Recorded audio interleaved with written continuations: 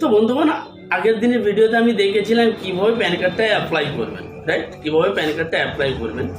তো pan card apply with documents upload যদি একসঙ্গে করে ভিডিওটা অনেক বড় হয়ে যেত, তাই ডকুমেন্টস আপলোডের ভিডিওটা আমি আলাদা বানিয়েছি।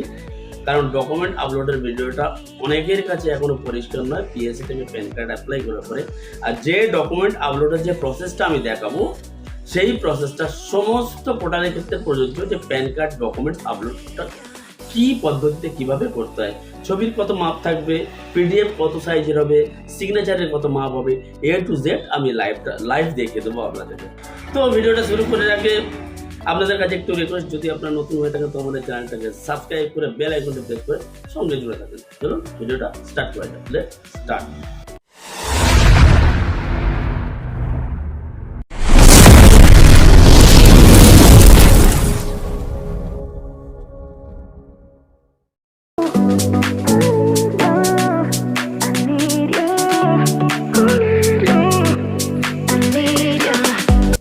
তো বন্ধুগণ আমি আমার কম্পিউটার স্ক্রিনে এলাম। এবার যে স্ক্যানের বার যেটা আছে তার উপর আমি ক্লিক করব।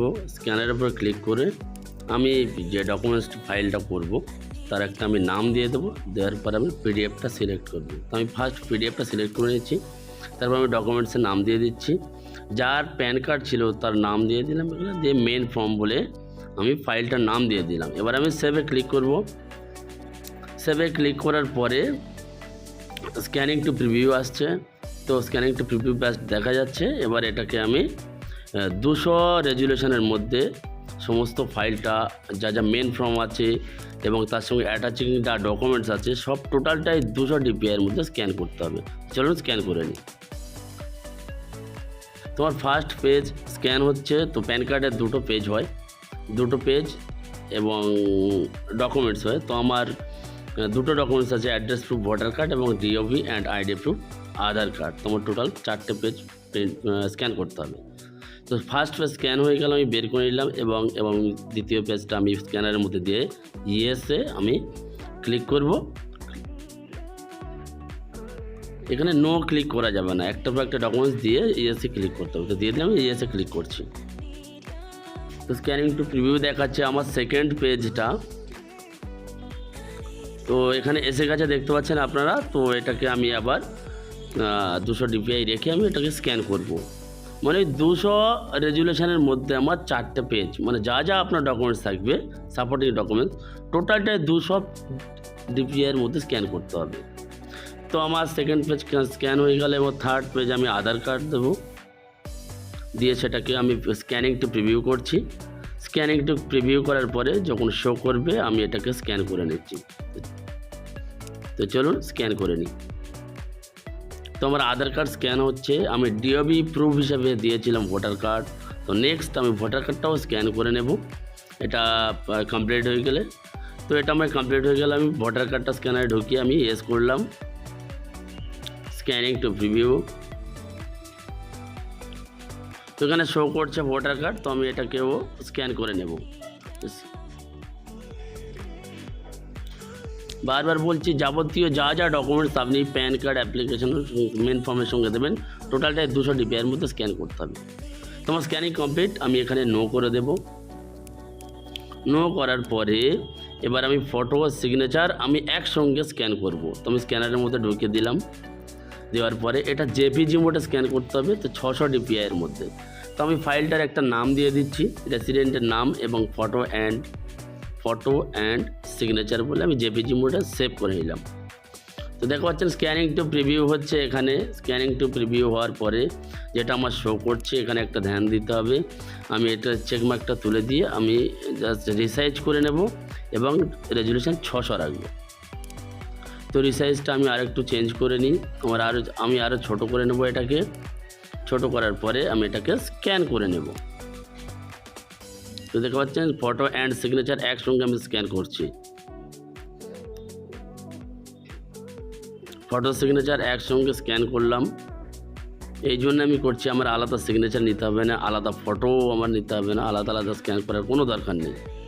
তো আমি ফটো অ্যান্ড সিগনেচার আমি একসঙ্গে স্ক্যান করছি। স্ক্যানিং টু প্রিভিউ একটু স্লো চলছে। তো দেখতে পাচ্ছেন এটা আমার স্ক্যান হয়ে গেল। তো এটা আমি নো করে দেবো। নো। তো বন্ধুরা ফটোশপটা এবারে আমি ফটোশপ ওপেন করে নেবো। ফটোশপ ওপেন করে নিয়ে আমার যে ফাইলটা আছে সেই ফাইলটা আমি এখানে ওপেন করব, ফটো অ্যান্ড সিগনেচার। তো চলুন ফাইলটা আমি এখানে ওপেন করে নিয়ে আমি আমার কম্পিউটার ডেস্কটপে রেখেছিলাম, সেখান থেকে নিয়ে আমি ফাইলটা আমি ওপেন করব। তো আমি পেয়ে গেছি। আমি এখানে ক্লিক করে আমি ওপেন করে ফটোশপের মধ্যে এটা ওপেন করলাম। ওপেন করার পরে এটাকে আমি ডুপ্লিকেট করে নেব। তো আপনারা জানেন যে ফটোশপের যে কোনো কাজ করতে গেলে যে কোনো ফাইলটাকে বেশিরভাগ ক্ষেত্রে ডুপ্লিকেট করে কাজ করতে হয়, যাতে কোনো কিছু প্রবলেম হয়ে গেলে আমি অরিজিনাল কপিটা পেয়ে যাই। তো আমি এটাকে ডুপ্লিকেট করে নিচ্ছি একবার। ডুপ্লিকেটে ওকেতে ক্লিক করলাম, করে এটা আমি ম্যাক্সিমাইজ করে বড় করে নেব। তো এবার আমি ফটোটাকে ক্রপ করব। ফটোটাকে ক্রপ করতে গেলে ফটোশপের একটা নির্দিষ্ট মাপ আছে প্যান কার্ডের ক্ষেত্রে, সেটা হচ্ছে 213 পিক্সেল রাখতে হবে ওয়েট, এবং 213 পিক্স দিলাম। এবং হাইটের ক্ষেত্রেও সেম 213 পিক্স। ফটোশপের ডাইমেনশান 213 রেজুলেশান থাকবে 300। তো চলুন আমার সব কিছু দিয়ে দিয়েছি। এবার আমি এটাকে ক্রপ করে নেব। তো আমি এটাকে সুন্দরভাবে ড্র্যাগ করে আমি ক্রপ করে নিলাম। আপনারা দেখবেন প্যান কার্ডের ক্ষেত্রে সবসময় বেশিরভাগ ক্ষেত্রে সিটিনে দেখা যায় শুধু মাথাটা দেখা যায়, দেখতে ভালো লাগে না, একটু বডি ম্যাক্সিমাম থাকা দরকার। তো আমি ঠিকঠাকভাবে আমার ফটোটা আমি ক্রপ করে নিলাম। তো ক্রপ করার পরে আমি এন্টার মেরে দেবো। চলুন এন্টার মেরে আমি ক্লিক করে দিই। তো এন্টার মারার পরে আমি ফটোতে আর ফটোয় কোনো কাজ করব না, আমি সোজা চলে যাব ইমেজ সাইজে।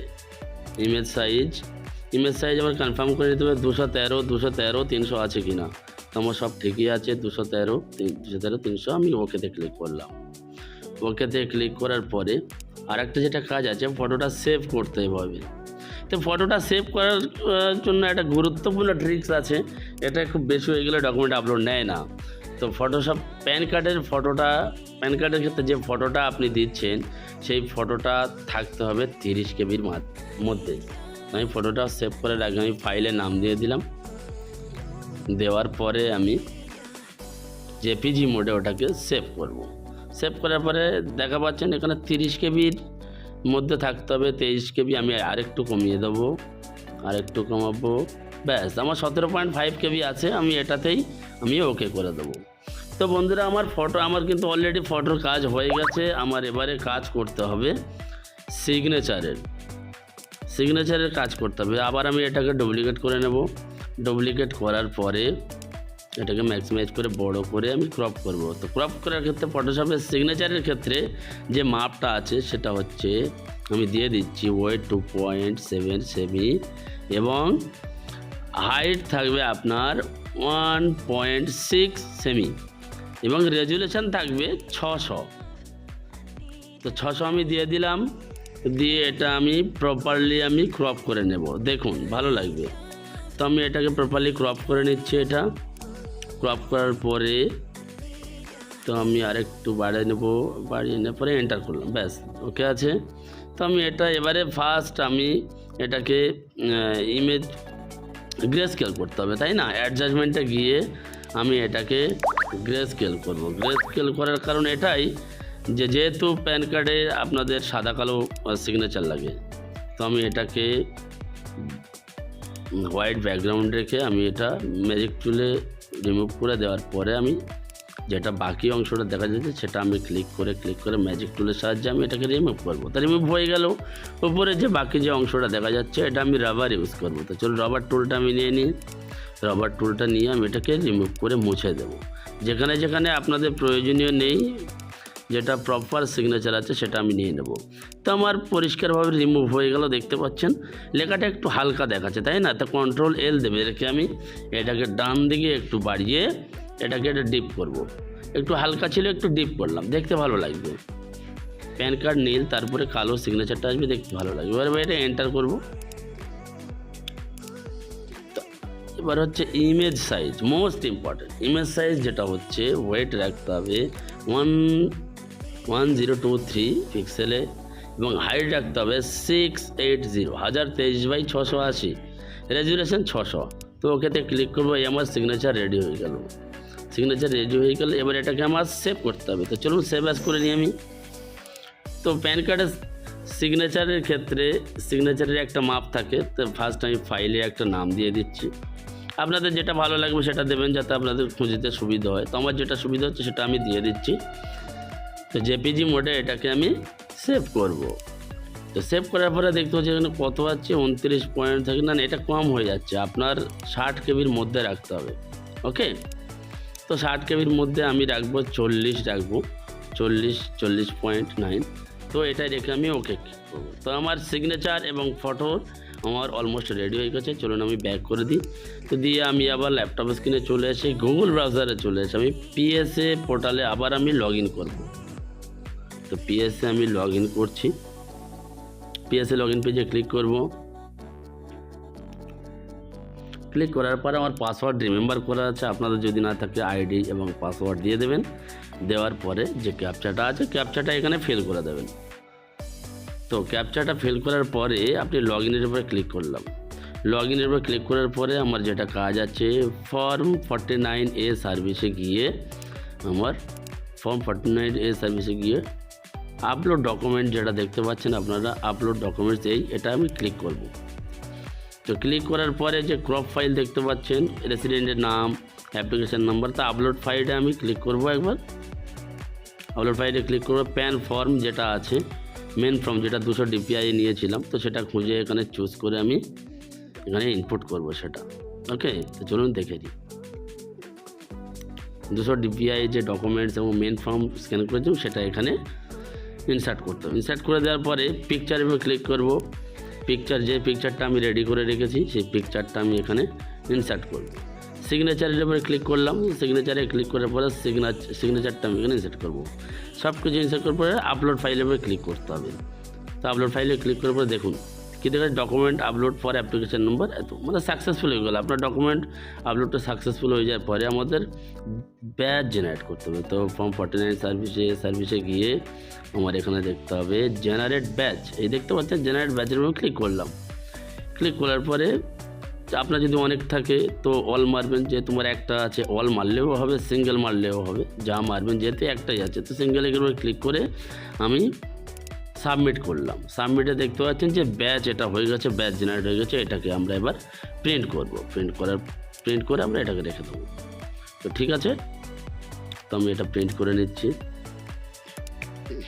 প্রিন্টটা সিলেক্ট করলাম এবং A4ই আছে।